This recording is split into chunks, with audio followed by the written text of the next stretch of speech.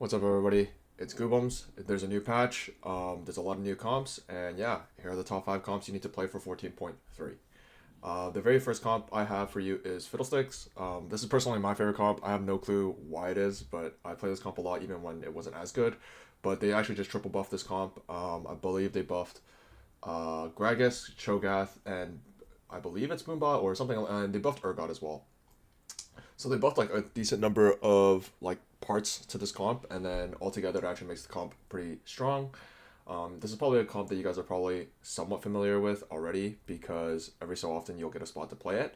Either that or you play PvE back when the set before the set released, and this comp was really strong back then. It has since suffered a lot of nerfs, so it's not nearly quite as strong as it used to be. But in the right spots, this comp is still really good. Generally speaking, when you play this comp, you should be playing for a top two a lot of the time. It's not really a top four comp. Like assuming you get to top four most of the time, you're just gonna top two the game. That being said, a lot of times when you play this comp, you're not gonna be able to get to top four. And hopefully after this segment of the video, you'll know why that might be. So to play this comp, for the most part, you should never be playing this comp raw. And what that means is that like you should never be playing this comp without like specific direction to play this comp. And what I mean by that is Fiddlesticks excels so well with Bruiser Spat and a couple Ornn artifacts that if you don't have access to these, most of the time you shouldn't be playing Fiddlesticks. Um, the most important thing to kind of like consider when playing this comp is going to be your Ornn artifacts, and what that means is that if you're playing around Living Forge, which is a prismatic that gives you multiple Ornn artifacts throughout the game, most of the time you're going to be able to angle Fiddlesticks even if on that 2-1 turn you don't get, like a perfect Ornn artifact. Say on your 2-1 you get one of these Cho'Gath ones, which are, especially, maybe not so much the Talisman, but these two are kind of good generic ones. Anima Visage and Intervening Locket are good generic ones that you can kind of like take into playing any comp.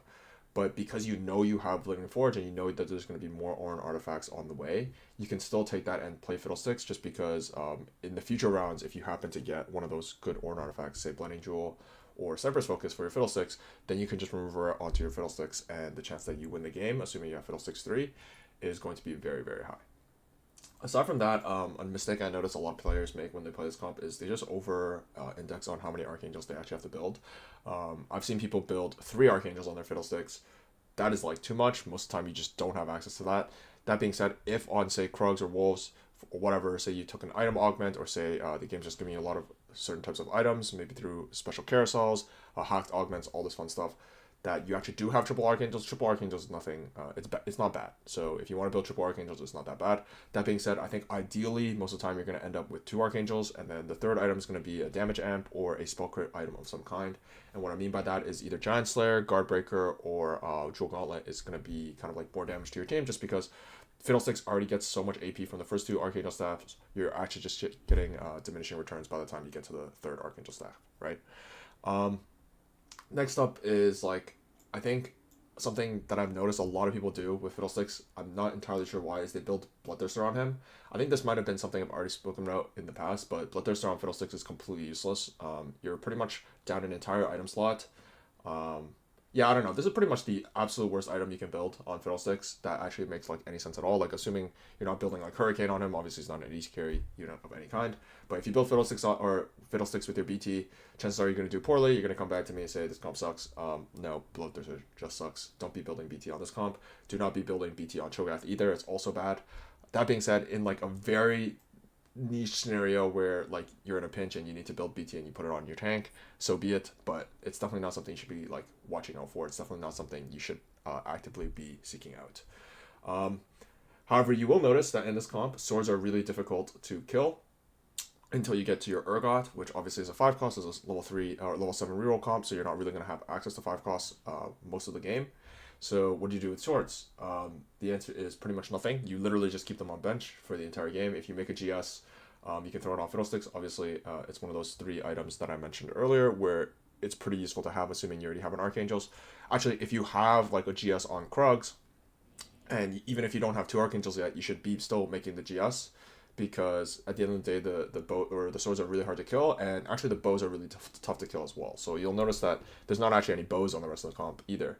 It just so happens that Urgot uses bows and swords really quite well. So if you end up making Giant Slayer on your Fiddlesticks, if say in the late game you have extra AP items that you can fit on your Fiddlesticks, then you can just move some of these items over to Urgot and you'll be fine that way. In some cases, like I'm playing 7 Bruiser right now, obviously because it's registering me as having a Bruiser spat. But like say I'm playing 6 Bruiser and obviously there's not 2 Cho'Gaths and 2 Fiddlesticks, then on level 7 you'll have an empty slot. And on this empty slot, this is where you'll kind of like be able to use some of your swords and bows. So if you have an over, like if you have too many swords, then you're most of the time you're just gonna play Senna and just like put some random garbage on her, and eventually this will be Urgot. And if you have too many like AP items, again, this is generally not a problem because obviously our Fiddlesticks is AP. And if, for example, we have too many rods or too many tears, we can actually use both of those to make defensive items. So there's a couple defensive items that you actually should make, which is Spark and Crown Guard with rod, and then Redemption and Adaptive Helm with tear. But in the case that you actually still have too many AP items, then both Brand and Ziggs are reasonable to play as backliners, as with just random item holders. So if you'll notice, I put the anti-heal items on Gragas, Red, and Morello. This is actually what you're supposed to do.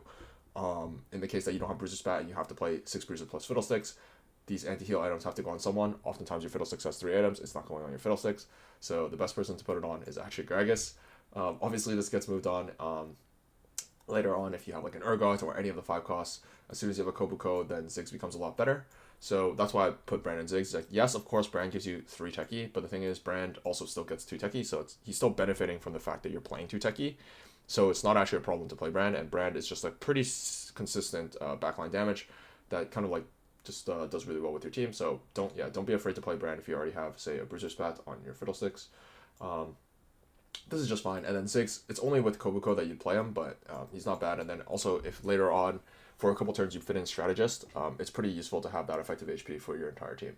But again, like this is a little bit kind of like a niche scenario, just because most of the time you're not going to be really thinking about this all too much. It's just like random backliners that you should think about playing every so often. But yeah, otherwise this comp is fairly straightforward. I think this is the most straightforward comp we'll have here. Actually, no, TF is, but this is one of the most straightforward comps you can play. You just go level 7 and you roll for Fiddlesticks and the rest of your board. 6 Bruisers, like you're putting these exact units into your planner and you're pretty much rolling for nothing else. The issue with this comp is Cho'Gath represents a spike to your comp so big on level 7 that if you miss, the chance that you lose like even up to 5 rounds on stage 4 and die is actually like fairly high. And there's not really a way around that. So yeah, there's no advice I can give you. It's like you should, just hit a Cho'Gath. Unfortunately, you need Cho'Gath for both 6 Bruiser and for 2 Boomot, assuming you don't have a Bruiser Spat. If you do have a Bruiser Spat, then like it becomes slightly better. But again, like that's why like playing this under the right conditions, playing this comp under the right conditions is so important. Just because like if you have a Bruiser Spat, for example, then you don't even need Cho'Gath. You could just play like this would still give you 6 Bruiser, and then you'd randomly play one of these Boombots to give you a Fiddlesticks Boombot. It's like pretty good. Again, Cho'Gath still represents a big spike for your board just because he is your primary item holder outside of Fiddlesticks, and he is your tankiest unit. Some of the times you can go for Gragas and Mordekaiser 3, but most of like that's very lobby dependent. Like even if you have say like on your 4-1, you roll down and you're rolling down for Fiddlesticks 2, and you happen to have like 6 Mordekaisers, and you're like, oh, maybe I can go for Mordekaiser 3 this game. You should probably hold all your Mordekaisers, but the chance you hit Mordekaiser 3 still ends up being fairly low just because of how ubiquitous Mordekaiser is for other comps.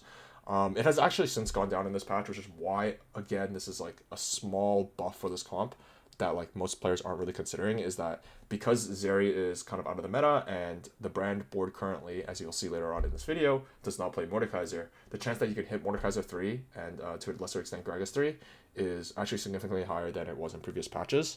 And if you do manage to hit these 3 stars, even though they're not the most important thing to the comp, I've played this comp many a times without either of these 2 3 stars. If you do manage to hit them 3 star, then they're going to represent a big spike for your comp just because that's going to be an extra item holder for you. Obviously, sometimes they're going to be holding Thieves' Gloves. And in those cases, obviously, your board just got a decent bit stronger. There are a decent number of combat augments that you can take with this comp that are pretty reasonable, but I didn't kind of like feel the need to put emphasis on them just because most of them are fairly generic. Anything that gives you team armor and MR, say lineup or immovable, I don't remember the full name of the augment, but it's a movable something, the thing that gives you a Randuin's. These are going to be really strong for your board. Obviously, your board has a ton of HP because we're playing Bruisers, but like these are going to give your team the resistance that they need to also tank even further. As for extra items, I put the 3 best in slot on Cho'Gath here, which is Steadfast, Redemption, and Declaw. Currently, we're in like somewhat of an AP meta. A lot of the comps that you'll see today, with the exception of one, are going to be AP. So Declaw actually went up in value dramatically. Declaw also just happens to be very good at Bruisers to begin with, just because it gives you a natural percent max HP healing, and it gives you max HP. Obviously, who has a bunch of max HP? Well, Cho'Gath, has upwards of like 5,000-6,000 HP after a couple casts. Steadfast is just the best tank item in the game. It's pretty easy to build in this comp just because we're not really using our gloves offensively, which, especially in a lot of AD comps, you'll see gloves being used offensively. This comp can build Jewel Gauntlet as previously mentioned, but you're not using your gloves offensively, so it's either TG or Steadfast. You can actually build multiple Steadfasts, put them on the same unit, put them on different units. You're good to go. Steadfast is a fantastic item. And then Redemption is going to be the single best item in the comp. Even more so than Fiddlesticks' Archangels, but that being said, you need Fiddlesticks' Archangels, whereas you can replace Redemption with other items, which is why we build our Archangels first. So you do want to prioritize, especially one Archangels, maybe even two Archangels before you get your Redemptions, but Redemption represents a ton of HP for this board. You'll actually see me or other people regularly play this comp with 3 or 4 or 5 Redemptions, just because as many Redemptions as you can get is insane. You'll see every time it procs, your team is healing some, 2,000 sometimes, and it's pretty ridiculous. Obviously, if the enemy team doesn't have anti-heal, they're really going to struggle with dealing with some of those redemptions just from redemption healing. You do want anti-heal.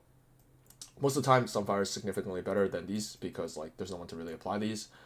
Again, you're putting it on a Gragas, which ends up being just a worse Sunfire most of the time, obviously, because he has to cast, he has to aim, oftentimes he misses, it's just worse. That being said, once you've built these red buff and Morello, because sometimes again, where your bow's going, if we build Morello, if we build Sunfire, then we are moving into a late game champion of some kind, say Brand or Got, doesn't matter, whoever it ends up being, doesn't end up mattering all that much. And the last thing I want to say about this comp is that people kind of under prioritize Shred because they read Fiddlesticks shreds for 20%. The thing is, yes, Fiddlesticks shreds for 20%, but this Spark and Shiv shred for 30%. And the thing is, the difference between 20% and 30% is pretty significant. It's not mandatory that you have Ionic Spark because, again, Fiddlesticks does shred, but it is very good to have Ionic Spark and Shiv in this comp. Ionic Spark ends up, again, being better just because, your entire team is tanks, so, obviously it makes sense for Ionic Spark to be better than Shiv. But, yeah, it is worth noting that these items are still very good, and I think that becomes especially true if you're building Blighting Jewel on your Fiddlesticks, because Blighting Jewel on your Fiddlesticks takes advantage of the enemy being at the lowest MR possible, which is 0, and obviously the 30% versus the 20% actually makes a difference in that case, as well as you get the shred when Fiddlesticks is not ulting, and the rest of your team actually does a sizable amount of magic damage. Alright, that's enough about this comp. It's a lot to say about this comp that's honestly relatively straightforward, but yeah, if you play this comp from a great spot, chances are you're going to do pretty well. Oh, actually, no. There is one more thing I'd like to say about this comp, and it's that there's actually a lot of Cypher cash-outs that benefit this comp. So say in the early game you're lose streaking, oftentimes you really want to play Cypher, and you're just going to cash out on 4-1 regardless, take whatever you can get. There's a lot of Ornn artifacts you can get. If you get to 290, which is the very special, very good breakpoint that you can get to, 290 gives you, there's 2 cash-outs, so 50% at a Radiant. And obviously, if you're playing Radiant with a reroll comp, it's going to be really strong because a lot of your power is concentrated in 1 or 2 units. And if those 1 or 2 units obviously receive a Radiant item, then they're going to be kind of even more powerful than they otherwise would be. So those are really strong. There's a couple cash outs, I believe, at 250. 250 gives you a pen and then 2 2-star Alistairs and 2 2-star Mundos. You're not going to really go for Alistair 3 and Mundo 3 unless if you have Alistair 2 and it gives you an Alistair 3 because it gives you 6 Alistairs, then you're going to take an Alistair 3 and you're going to be pretty happy with it. But for the most part, those will end up being sold because you'll have too many units on your bench to actually go for them 3-star. That being said, if they're 1 cost, it's pretty reasonable to go for 1 cost 3 stars while rolling for 2 and 3 cost 3 stars just because it's relatively cheap and gives a decent, meaningful amount of power to your board, so it's not that bad. But there's also a 330 cash out that gives you techies. I believe it gives you a 2-star Fiddlesticks, a 2-star Mord, and a bunch of 2-star, maybe a 3-star Zyra or something like that. Obviously, the Zyra and the Seraphine or whatever it gives is going to turn into gold, but giving you a 2-star Mordekaiser and 2-star Fiddlesticks is really quite powerful because oftentimes we're going for Mordekaiser and Fiddlesticks 3, right? So playing Cypher into this is very, very good. There's also a lot of cash outs that end up giving you lesser Nikos or lesser duplicators, and those duplicators obviously help you get your Fiddlesticks 3-star. Anyways, now that's enough for this comp. And yeah, I should move on to the next one because this is relatively straightforward. But before I do, I'd just like to say, if you guys like the content, please leave a like and a comment and subscribe. Obviously, it helps out the channel a lot. And yeah, let's get on to the next one.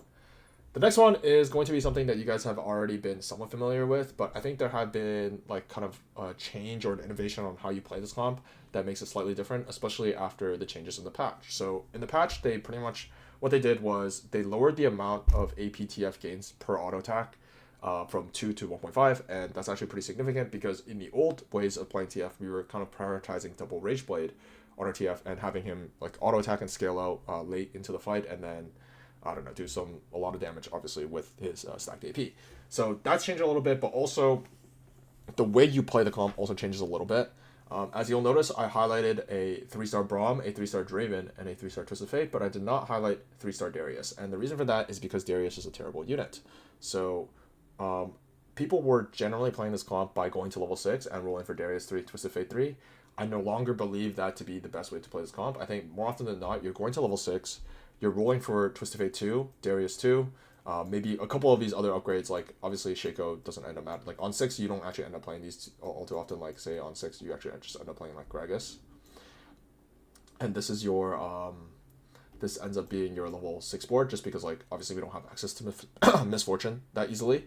And if we don't have Misfortune, then there's no reason to play Shaco. So this is our level 6 board, like some version of this. Obviously if you have Darius 2, then you should itemize Darius 2 temporarily, and then as you have Braum 2 later and you still have Darius 2, then you're going to switch the items to Braum. If you have Darius 3 and Braum 2, then you still itemize Darius 3, but for the most part right now I'm not really going for Darius 3. That being said, there are some augments such as like Starry Night, maybe Prismatic Ticket, a lot of these augments that give you a lot of reroll power. You can end up just having a Darius 3 anyway, but for the most part, like Starry Night just ends up not being that good for the comp because I don't think it's all that valuable to go for Ross and Darius 3. You really just kind of want your 3 stars, and that makes augments like Rigged Shop better. Granted, they just nerfed Rigged Shop, so I haven't gotten Rigged Shop offered to me since the patch has hit, but Rigged Shop in the previous patch was fantastic because it would give you 9 rolls immediately to dig for your Twisted Fate or Darius 2 on 3-2, and then every 4 shops after that, you're getting a shop full of 3 stars, which would obviously help you upgrade your Draven 3 and your Braum 3. And once again, the way you play this comp now is that like you go for these 2 stars on 6, and then you go to level 7, and then you roll for this level 7 board, where you do want to be playing mostly Vanguard for your Braum, because Braum is significantly tankier than Gragas. You want to Kingpin your Twisted Fate and your Braum for most of the game. And yeah, this is like pretty straightforward. You want to go for Draven 3 and Braum 3. I've actually seen even in some extreme scenarios, you actually go for Draven 3 as well.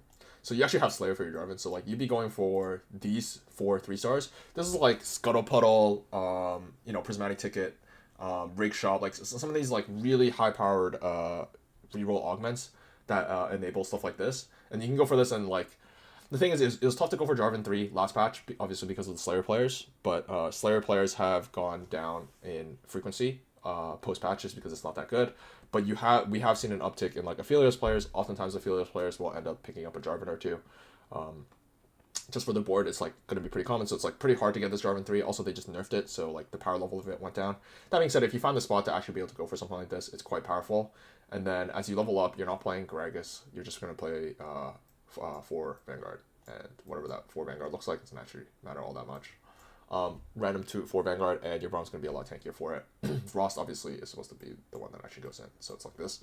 And this is usually like your level 9. And if you have a Syndicate spat, obviously we can drop Shaco, and we can just play this on level 8, and obviously we're off to the races. A Syndicate spat generally goes on Draven, gives him this chunk of HP, gives him a chunk of damage amp. It's pretty good, but it's not fantastic.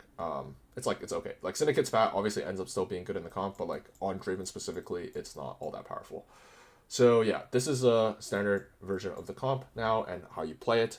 Items are very, very straightforward. You still want Rageblade Gunblade on your Twisted Fate. Your third item ends up mattering very little. A mistake I've seen a lot of people play this comp. I've seen a lot of people make when they play this comp is that they kind of like their relationship with TF's items are just wrong. The thing is, this comp almost never ever wins the game. Like I have had TF3, Draven 3, Braum 3 many times, which if you compare it to the other cat board, which is like Darius 3, TF3, and then like sometimes Braum 3, it's significantly higher cap than that version of the board. And despite having this board like maybe like 5 times, I think I've won exactly 0 times. And what I'm trying to say is that the win rate of this comp is astronomically low. I think it's like in the low, I don't know, it's like between 5 and 8%, which obviously for any average comp, you're expecting 12.5%. So it's like 50% below what you're expecting.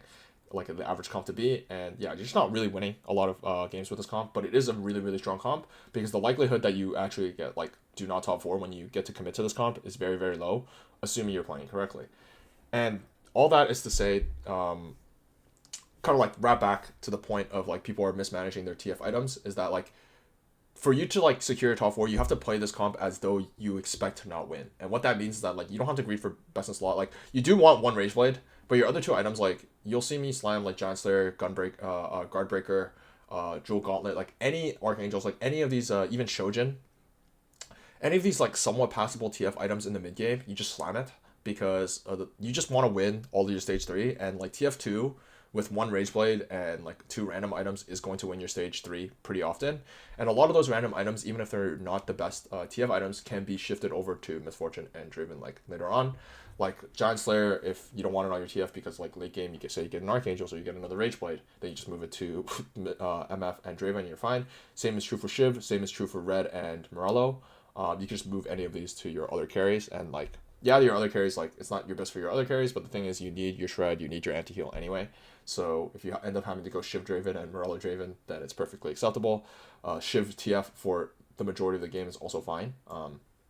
Yeah, just be like very willing to slam a lot of these items.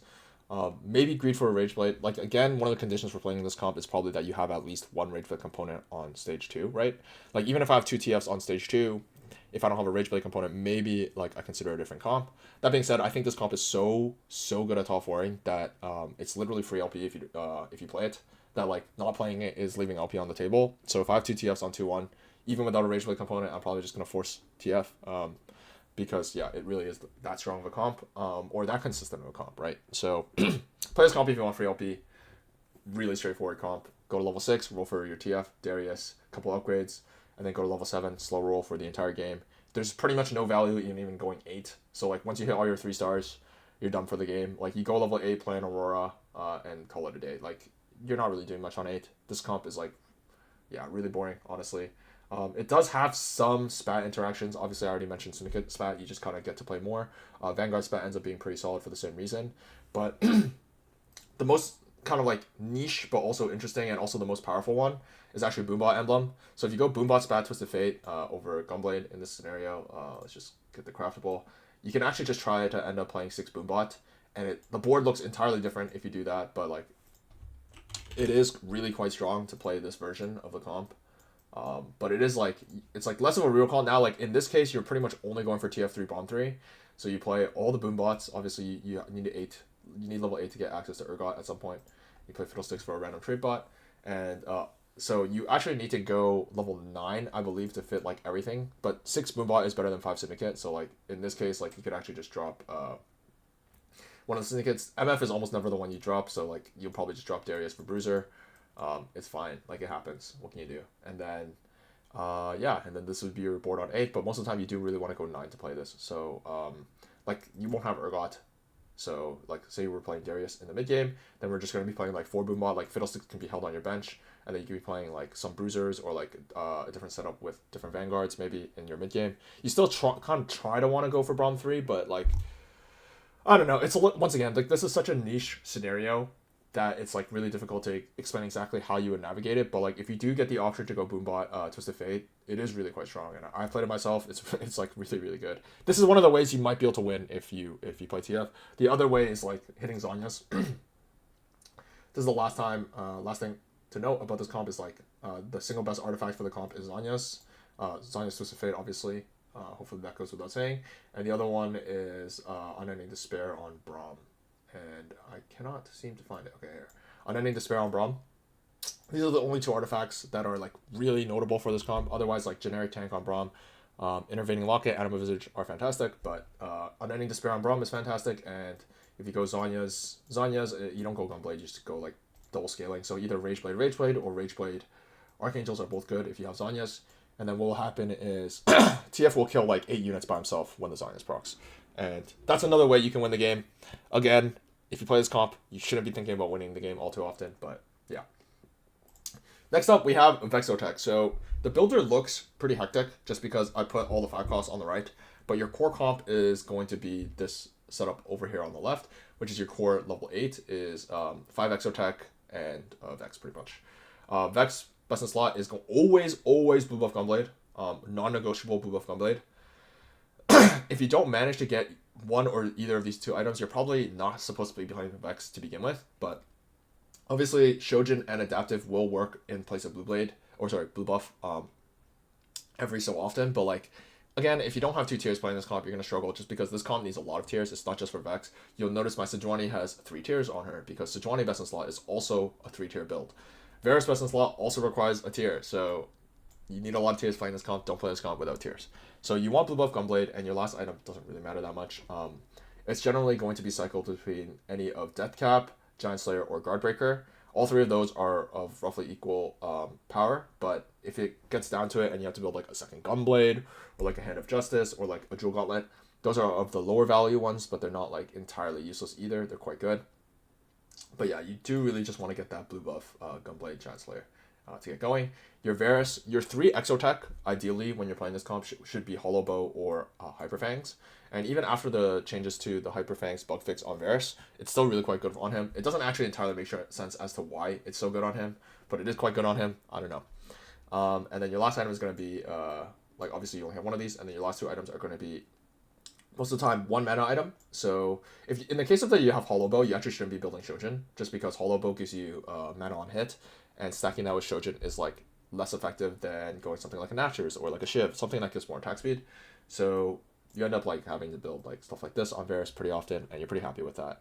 The reason is a lot of belt items in this comp aren't like not that good because Sejuani is not a true tank, and what I mean by that is that Sejuani built with like true tank items isn't actually going to tank that well. She's just like pretty squishy to begin with, especially when you compare her to someone like a Leona or like a Braum that gets a lot of DR from their traits and their abilities. Sejuani doesn't get any of that.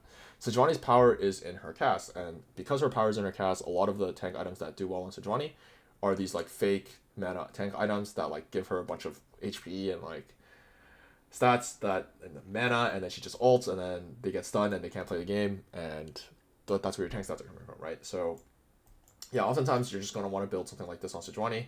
Obviously, very rarely will you actually have this many tiers. This is a little bit ridiculous outside of Pandora's. So you're going to see yourself have like something like this pretty often. But like a lot of these belts can be used kind of like on backline items. So that's why I said like even Guardbreaker. So if I went Guardbreaker here, right, then my backliners are using up 3 belts. And that's okay because we don't have to build Warmocks. Mordekaiser uses like any random tank items is fine. Most of the Exotech tank items are actually like better on Mord than they are on Sejuani. So you'll like most of the time see yourself putting Chassis, Repulsar on Mord, and it's gonna be fine. So you don't have a TG, and like again, it depends on how your Exotech layout is working. Like if you have Hollow Bow on 3, then most of the time you just drop Jax and Jhin late game anyway. But this is your standard level 8 because having Jax and Jhin is generally like something you can have from them early and mid game. So it's like pretty nice to be able to like play them on your level 8 board and still be reasonably strong. But obviously, as you get a single like 5-cost copy of any of these 5-costs, like I just drop it immediately, pretty much. There are cases where I won't, like upgrades versus non-upgrades, and they're like 1 unit versus 2 units. But like as soon as you get like 2, like a Zac and an Aurora, yeah, those 2 get thrown out the window, and you're just playing these until level 9, and then you play another one of these 3. Urgot was something that you weren't really playing last patch, if you were familiar with this comp in the last patch. But I think the buffs to Urgot are significant enough that you should be playing him in places like where you can. And like he does have the opportunity to farm you some items, has a high single target damage. If you're playing Aurora, you're still going to be playing Urgot on bench, and you can still play like, there are some niche scenarios where you're playing Urgot on board and Urgot on bench, and it's like not that bad. But yeah, this comp is like pretty like easy to cap around. Like eventually you just like play around every single 2-star 5 cost. Eventually Gragas actually even comes out for another 2-star 5 cost. Like you're literally playing every single one except for Samira. Like even Kobuko 2 can be played, especially after the changes now for him to not need Cyber Boss. He still knocks up the entire enemy team. It's like pretty reasonable to play Kobuko as you 2-star him over Gragas. That's like a very minor thing that I saw even like higher challenger players not really doing, is that like they're so attached to their Gragas that they're not willing to even drop their Gragas for 2-star 5 costs. But like if your Zac has like 20 plus blobs, is a 2-star, then your front line, like your true quote unquote frontliner becomes Zac, and then like Sejuani starts taking some of these like shitty Exotech items, and then like you start putting your Vow on Zac. If you have a Warmogs, obviously I said earlier that you're not really building Warmogs, but if you have a Warmogs, then Zac obviously becomes very, very strong with Warmogs. Renington becomes your TG holder, so before maybe you were holding it on Mord. Any of these 2-star 5 costs obviously deserve your Thieves Gloves if you upgrade them. So yeah, you just start itemizing all your 2-star 5 costs, and this comp caps astronomically high. And this comp is like still really, really strong after the patch. They pulled a lot of the buffs they're actually going to make for this comp. So if you heard me or other streamers saying, oh, Vex is getting buffed, Sojourner's getting buffed, no, that did not happen. They pulled those buffs, thank God, because this comp was probably, well, this comp was the strongest comp last patch, like top 2. And yeah, this patch is still very good, so you should still play it. I actually debated making a video just on this comp last patch when it was getting popular, but I didn't end up doing it. So this is that now. The only augment that you should look out for this comp that's like, wow, like it's actually insane, is Board of Directors. And the way Board of Directors works is if you have 3 or fewer Divinity Core units, their bonuses increase by roughly 100%. And this comp is like, you should be hard forcing this comp as soon as you have Board of Directors, because you get 20% crit chance from playing Vex, 20 AP from playing Morg, and most of the time you're going to play Renington over Gragas, but like at some point you're playing Gragas. Gragas will give you like 130 HP on your entire team. Renington will give you like 13% attack speed on your entire team. But the thing is, that means your augment is 10 AP, 10 crit, and 10 attack speed roughly for your entire team. But also on Vex, Morgana, and Renington, but most importantly Vex, is that you're getting 50 AP or like 25 AP, 20% crit, and 20% attack speed, something along those lines. And it's just an insane augment to begin with. Like, even if you take this augment and play something else with it, that plays 3 different core, it's still already very good. But obviously it works really well with this comp because you're not really going like 4, 5, 6 Divinity Core as it is anyway. So yeah, like this Board of Directors for Vex is like fantastic. All right. Next up we have Marksman Vanguard. So Marksman Vanguard, I know, actually, honestly, every single comp I have today is very, very straightforward, and this comp is no different. This comp is like extremely straightforward. You're just playing 4 Vanguard, 4 Marksman, and you have like no way of capping out. There is no way of really getting stronger past this board. Like, you play Viego, sure. If you have Marksman spat, you can play Marksman MF, and it's like pretty good. And like sometimes you play Syndicate, but most of the time you don't. Yeah, you play Marksman MF, and sometimes you play Marksman Urgot, and that's it. And like that's like the only nuance of the comp. Bison Slot of Philios is at least 1 Rage Blade. Ideally, it's double Rage Blade, Gunblade. Rage Blade Hurricane is also good. Rage Blade, 3rd damage items also good. Xayah, I'm sure you're already familiar with Xayah items because of how popular she has been as a unit throughout the set. But yeah, IE Last Whisper GS, IE Last Whisper Guardbreaker, IE Last Whisper Deathblade, IE Deathblade +1, doesn't matter. 3 generic damage items will do. Leona items, very, very simple. Just Even Shroud is much better than Last Whisper in this comp because Xayah is like, they're both like not entirely single target, but they're single target enough that they're single target, you know? And then Sunfire also ends up being better than Red Buff or Morello in this comp for the same reason.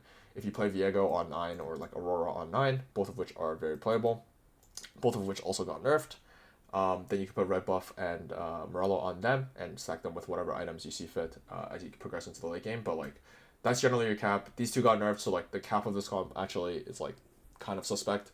But this comp is fairly consistent. If you are streaking with like AD items, this is going to be like the new comp that you go into. Obviously, last patch and the patch before that, we're very used to just being like, okay, I have a Rage Blade, I'm only playing Zeri, or I have a bow on 2-1, I'm only playing Zeri. Now, if you have a Rage Blade, oftentimes you're playing this comp over Zeri. Zeri is not entirely unplayable, but I didn't feel the need to put it in the video just because not only has she been so popular for so long, so like most people are fairly familiar with playing her, but also she is a little bit on the weaker side. There are a lot of nuance with like how the Exotech items end up working out that like, it's really difficult to explain exactly when you should be playing Zeri. I probably won't, like myself, won't be playing Zeri very often. So like, yeah, not too much worth talking about. And finally, we have the best comp in the game. Easily the best comp in the game. It's 7th Street Demon. So this is actually like a fairly new comp. Obviously you're like playing around the same units that you were always playing around, but they made like several buffs to this comp. And for how easy it is like by so far, in a way, the best comp in the game. It's like, I mean, this is the comp that if there needs to be a B patch, it's trying to hit this comp. So play this comp while you can. It's very OP. It's actually, I think, underplayed, honestly, from what I noticed in the first couple days of the patch. Obviously, that's going to change soon. Like, this comp is going to be... You're going to see this comp like 3 games, three-wade a game, every single game within the next 2 days if they don't patch it. So, the comp is very simple. Just play 7th Street Demon. If you have Viego 2, Zyra 2 is stronger. Play 7 Street Demon. That's all you need to know. And let's see. So we have these. These are like your main units, obviously. On level 8. You don't have Samira and Kobuko. If you have Samira, you replace Jinx most of the time because Jinx holds your Samira items. Brand items are the same as they've always been. Shojin JG Guardbreaker. But obviously Shojin GS, Death Cap, Shojin plus 2 damage items works. Adaptive Helm works on him as a mana item. If you don't manage to get Shojin, you're good to go. Opening for this comp is very simple. You just play Street Demons the entire game. Don't sell your Zyra and Mundo 2. Just remove her off of them if you have items on them. Play for Nico brand. Itemize Ziggs, kind of. Like, Ziggs is not too important to itemize because, like, you don't have Cyber Boss until you have Kobuko. Play Kobuko on 9 and then swap out Samira for Jinx, and that's your board. Like, chance you make it to 10 is very low. Not too much worth talking about. If you make it to 10, play a Viego. It doesn't matter. Play a Zac. Doesn't matter. But yeah, this comp is like extremely straightforward. Like, Samira uses generic AD items, so like all these Jinx items that you put on her will eventually make it to Samira probably. And yeah, you're good to go. Like, there's really not too much to say about this comp. Play around your hexes. I will say, like, the thing is when you're playing 7 Street Demon, you pretty much always have to play, have to greed your hexes. Like, there's no taking my hex, my brand off my hex to, like, avoid a big AoE coming, right? That's just not happening because the amount of stats you get from 7 Street Demon is, like, way too impactful to, like, just take your carries off of it. So yeah, just play it on your hexes. Small tips is like Samira should generally be in the middle. Like, even if your big hex is on the right, like your chosen hex, you should put Samira in the middle just because like she gets slightly more damage off. I don't know. It's like a minor thing. My friend taught me, so I don't know. It's not worth it's not worth wrecking your brain over. But a couple items on Ziggs like anti heal. So say you don't have Guardbreaker on brand, like Morello goes on brand temporarily. Eventually, you just move it to Samira or Ziggs, depending on which one you have upgraded. If you have a spat, Street Demon Crown, Street Demon spat, you can take out like one of Jinx or Rengar, and obviously someone else goes in. Most of the time it's going to be Viego or Kobuko. They get your Street Demon spat, and you're good to go. And yeah, you have 3 techie, but so be it. Sometimes this could be like a Mordekaiser if before you have Kobuko, but you still want to be playing Kobuko for your Ziggs, especially if your Ziggs is itemized. And yeah, itemize Samira to cap out. Take Blazing Soul because Blazing Soul is a fantastic augment for AP carries. Take Freestyling, which is the one that lets you paint all your hexes. This one's actually really quite good. The other one is terrible. The other one like lets you paint 2 extra hexes, doesn't give 25 gold. This one lets you paint the entire board and gives you 25 gold. So this one's significantly better than the other one. It's kind of like questionable why the other one exists when like they're kind of similar. They're not like entirely similar, but they're kind of similar. And one is like almost strictly better than the other. That being said, the other one's also decent just because if you take it on 2-1, it gives you 3 Street Demon units. I believe it gives you Echo, Mundo, and Zyra. And if it gives you Echo, Mundo, and Zyra, so you have like a Zyra pair, Mundo pair, it immediately upgrades your Mundo and Zyra, and you have the best opener to play Street Demon, which is 3 Street Demon, right? So that there's a time and place for the other augment, but for the most part, like this one's significantly better. 5 Street Demon in the mid game is like pretty reasonable, assuming you hit like a Jinx or a Rengar. Jinx ends up item holding decent, so like say you have like Shojin, even Shojin JG Jinx is like fine because Shojin is Jinx's best item. Obviously like if you want to build AD items on her, it ends up being okay because like having a Jinx 2 on your board on level 8 is also like fairly strong. So even if you don't hit Samira, like it's fine to have some of your AD items on Jinx. If you guys watch my streams or like have heard me say sometimes in the past, like if you build AD items thinking you have to hit Samira to make use of them, then you're probably in trouble. It's like a very bad play.